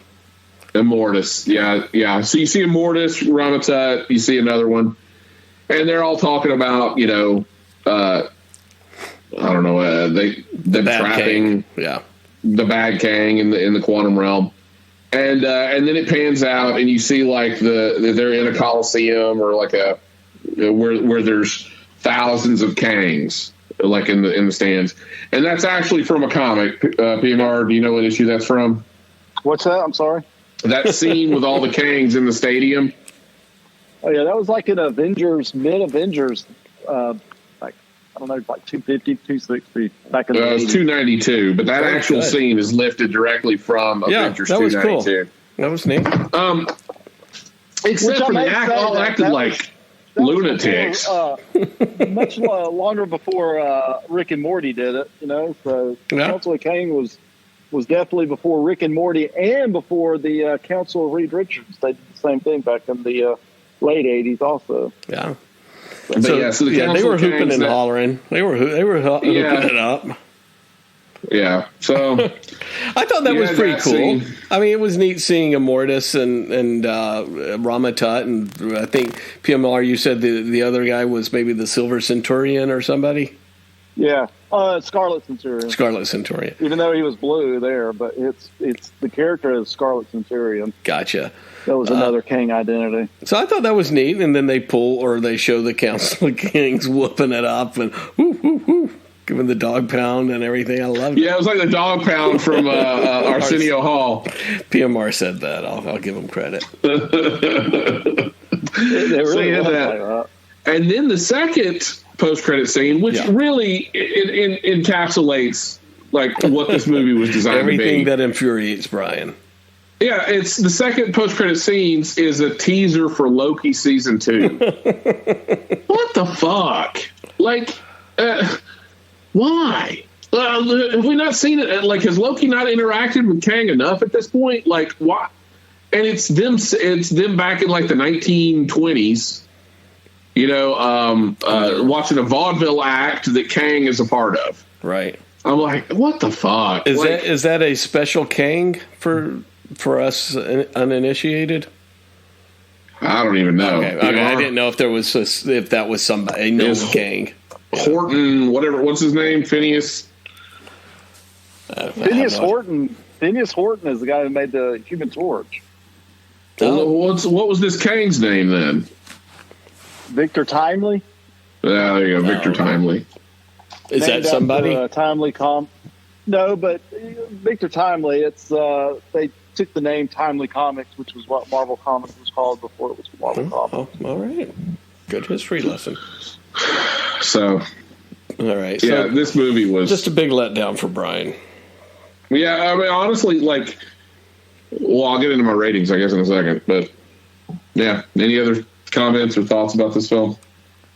No, I mean, I pretty much said everything. I mean, I didn't think it was as bad as everybody's making it. It definitely doesn't deserve a 47. I would say maybe like in the 60s or low 70s. 60s are fresh, and 70s are certified fresh. Not Podman fresh. I would probably watch this movie again. I don't know. I don't think it's as bad as everybody says it is. I've seen worse.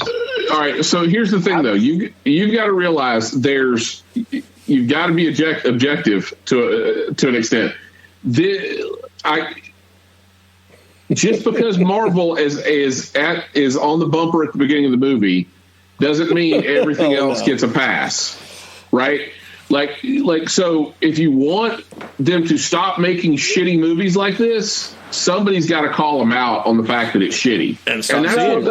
But you know what, though? Here's the thing, though. If this movie would have came out 5 or 6 years ago, it would have gotten like in the 80s. Everybody right now is.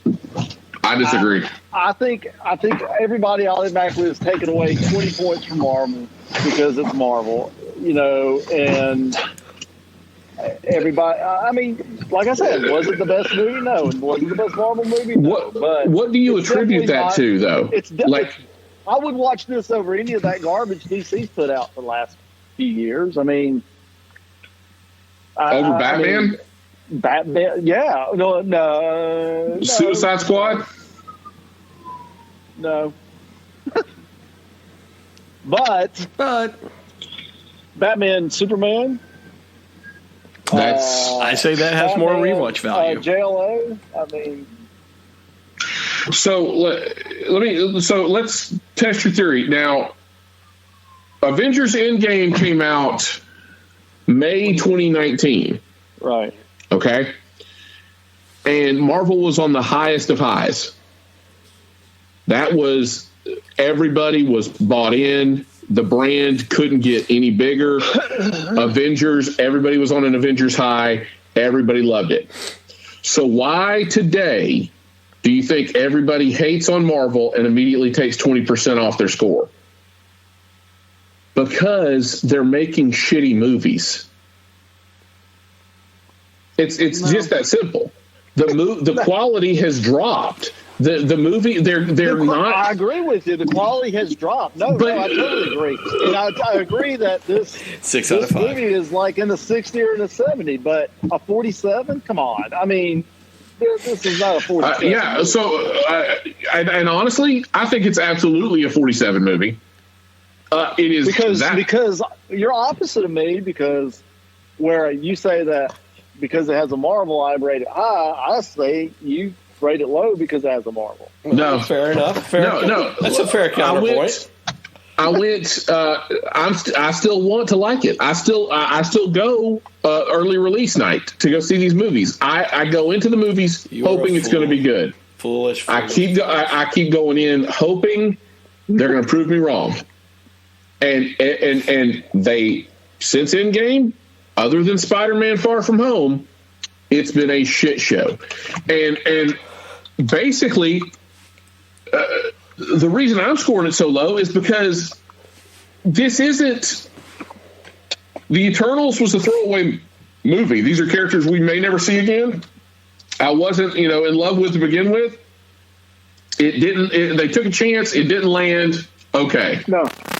But there's nothing wrong with the arc for the Eternals movie, right? I don't like some of the choices they made, but at least the story makes linear sense. This doesn't make linear sense. There's contradictions in this movie the whole time that don't make sense. There's assumptions that are made. There's things that conflict, and they don't even bother addressing them or trying to fix them. And you took the bad guy that is supposed to set up the next 8 movies and made him look like a putz, a complete and total putz. So, of the two, of Endgame or of Eternals and of Ant-Man Quantumania, Ant-Man Quantumania should have been a very easy movie to make. They found a way to fuck it. They found a way to fuck it up, and they found a way to not only fuck up the build for all these other films. But when you're sitting there watching this movie, are you thinking about all that? Yes, 100%. 100%. Then you're not enjoying the movie. You're sitting there. Why would I enjoy a movie that doesn't make any sense? Because you got to sit there and no, you don't. No, you don't. Like when you're too concerned with all this other stuff. I'm concerned with the film making sense. So, it made sense. No, it didn't. Down, he got trapped. He found this time guy. When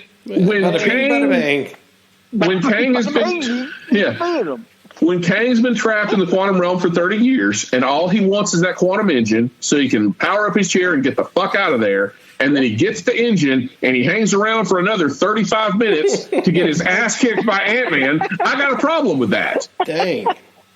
I think you got shit to do. We've already discussed that. Yeah, let it go. It didn't make any goddamn sense. So yeah, okay. He wants to get his army out of there. Okay. Well, clearly his army is getting ripped through like tissue paper, so maybe they're not worth waiting for. Get the fuck out of there. He believed in them. There's your chair. There's the engine. Plug the fucking engine into the chair and bounce. Start over. Build a new army. You're the master of time, for fuck's sake. You can go build another army. This shit is all occurring to me while I'm in the movie. I'm like, this doesn't make any goddamn sense. And so if it's occurring to me taking it the very first time, those fucking writers knew this. You know the producer knew this. You know the director knew this. That there are these huge, gaping fucking plot holes in this movie, and nobody gives a shit enough to fix them. Not even because it's got to come out. Well, think about this. Why do you think their performances are so fucking flat? Because they knew this movie sucked. They knew it. Paul Rudd would have rather been in Mac and Me. I don't think they even pay that much attention to it. I think it's flat because of green screen. I think they just play too much in green screen and stuff. Well, again, that's another symptom of this film sucking. So that's my point. Is Eternals, bad movie. Yep. Avengers, Ant-Man, Quantumania, bad chapter in a phase that I've got to sit through another 16 to 28 hours in. Or don't. Or don't. Don't encourage them, that brings Brian. it full circle. Like, I will go see Guardians of the Galaxy. I do not give a shit about Captain Marvel. The Marvels. I do not care. Like, and honestly, anything that's got Kang's name on it now, this has got a bad taste in my mouth.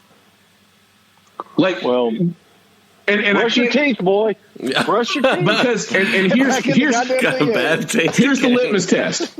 Here's the litmus test, PMR. Would Endgame have had the same punch if Hawkeye beat the shit out of Thanos the first time you saw him? I agree with you. That's what I said. I said earlier they should not have done that. That was a huge. So not only is the movie bad, it's also damaging to the franchise. I wouldn't go that far. I wouldn't say it could have damaged the franchise. Yes, but it's the first one. I'm going to reserve until I see a couple of more. But I don't think while I'm sitting there watching it that I was just enjoying the movie from here and there. I mean, was there some stuff like I said in there that I looked at Brad and said, okay, that's kind of stupid. Yeah, that was dumb. This is dumb. It's too dark. Stuff like that. But at the end of the movie, it was like, oh, okay, it wasn't the greatest, but it wasn't the best. So 3 out of 5. I mean, that's really what it is. That's literally a 3 out of 5. It's 3 out of 5. Because, okay. I mean,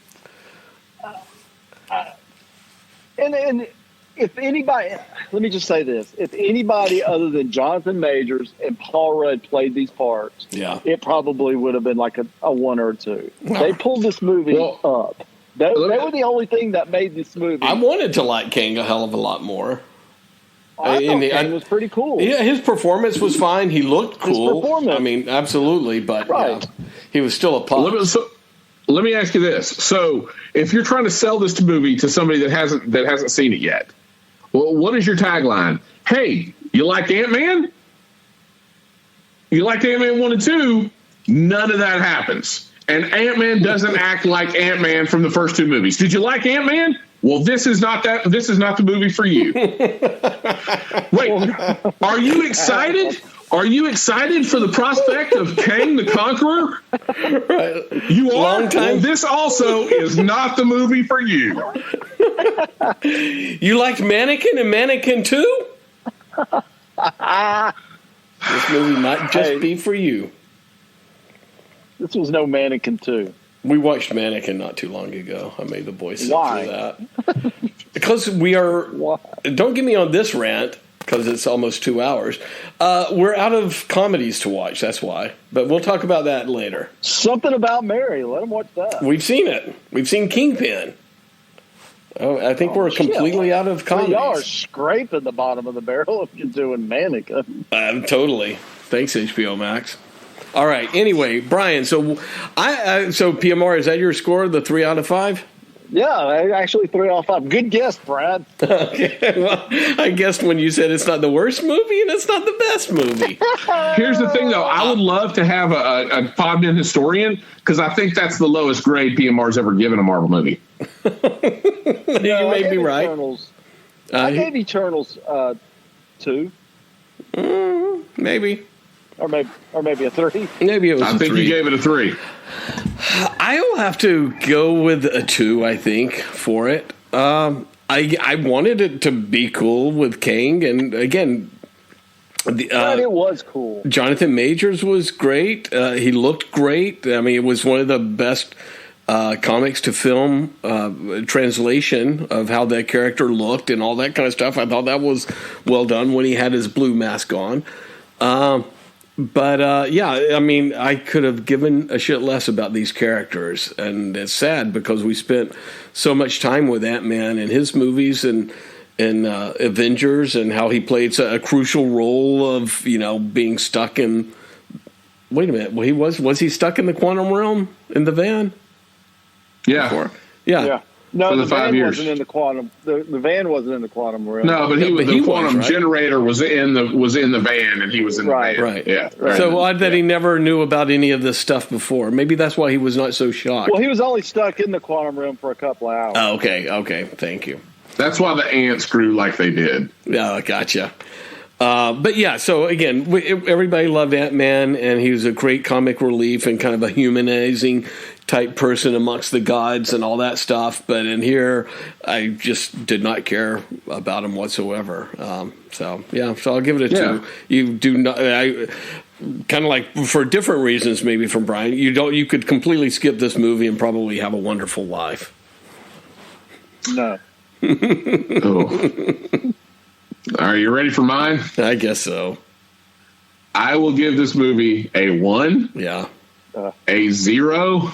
Because it's like a Marvel. Binary? No. And Please don't make them not repeat why. it. That's not. That's not why. Well, like why? This movie failed at every It broke possible. Brian's heart. That's why he's giving it a 1. He had all the hopes that this was going to restart fresh, a beloved character like Kang, start off the new thing, and it completely broke your heart, Brian. That's what I'm hearing. It did. I would argue that if you have the choice of watching this movie and skipping this movie, you would be better off skipping this movie and checking in on Kang the next time he makes an appearance after they've had a chance to course correct. Because I guarantee you, like all of the stuff I have said, they already knew. They knew all this stuff 6 months ago. They knew, wait a minute, we got a problem with Kang. Wait a minute, we got a problem with this movie. We got a problem with, why did we put Kang in this movie? we painted ourselves into a corner, and the movie's got to release. So just put it out there and hopefully people don't point out the turd that it is. Hopefully, but here's the thing: you've got this, you've got Guardians, and then you've got. It was already a weak year for Marvel anyway. Now that you've pushed back Marvels, and Guardians is going to be completely outside of the whole Kang thing, this thing's going to have longer to marinate and stink. This turd is going to sit on the plate a lot longer than they originally planned on. So, I would say skip this. Don't go see it. It's not an Ant-Man movie.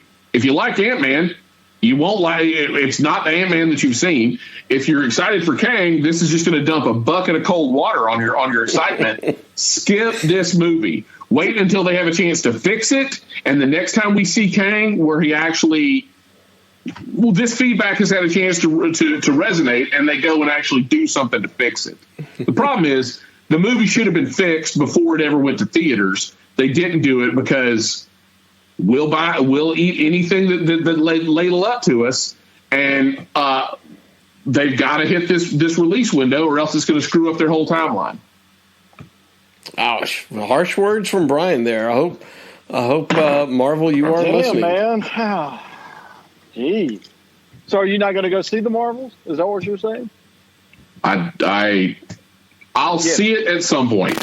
I have no intention. So you're not going to go opening night to see the Marvels? No. Who would? Are you? No. Yeah, bro, you are too. You're going. PMR, you drugged me. You've drugged me to see Shang-Chi. I'll put it to you like this.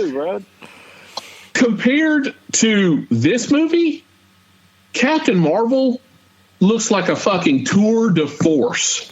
All the shit that I complained about with Captain tour Marvel. de force on the screen. All the stuff I complained about with Captain Marvel making Nick Fury look like a putz, like all that stuff. Like I will take that Captain Marvel movie over this bullshit, or really anything since Endgame. I will take that movie over anything we've gotten since Endgame. Shang-Chi, Eternals, this, Black Widow. I'll take it over any of them. I'm not including Far From Home just because it's Sony. Like they're kind of on their own. They're on their own. They have the chance to veto the Kevin Feige bullshit. Anyway. Wow. Well, this is a surprise. Brad, yeah. So when's Marvel's coming out? November. I'm around. If I'm in town, Brad, I'll drag you to it. They pushed it from July to November. No, really? Did they really? Yeah. And so, in Marvel's, when did they do that? When did they like last week? Yeah. And Marvel's isn't really supposed to have anything to do with Kang. It's supposed to be more tied to Secret Wars. Yeah. Somebody's got some fixing to do. Yeah. This movie sucked. Wow. All right. Wow. That's a quote under Brian's poster. Goddamn, this movie sucked. This movie sucked. You can't tell me that anybody that watched that movie didn't see the exact same things that I just said on this podcast. I think you're right. We all said the same thing. Brian, here's the thing. We all said the same thing on the podcast. But it's just that if you enjoyed it or not, if you really let all that stuff get to you to a point where you can't just sit and enjoy the movie, then, I mean, it's I can sit and know all this shit is shit, and then they shouldn't do this. But at the end of it's I enjoyed the parts of the movie. It's still a comic book movie on the big screen that had some somewhat decent parts in it, like MODOK or Paul Rudd's Ant-Man and. Paul Rudd's Ant-Man was not a decent part of this. Jonathan Winters. Winters as Kang. Kang? I would love to see Jonathan Winters as Kang. I mean, so, I kind of enjoyed that kind of stuff. You knew him from a mad world. And Mork and Mindy. You loved him on Mork and Mindy. You loved him as Murph. Him as Kang the Conqueror.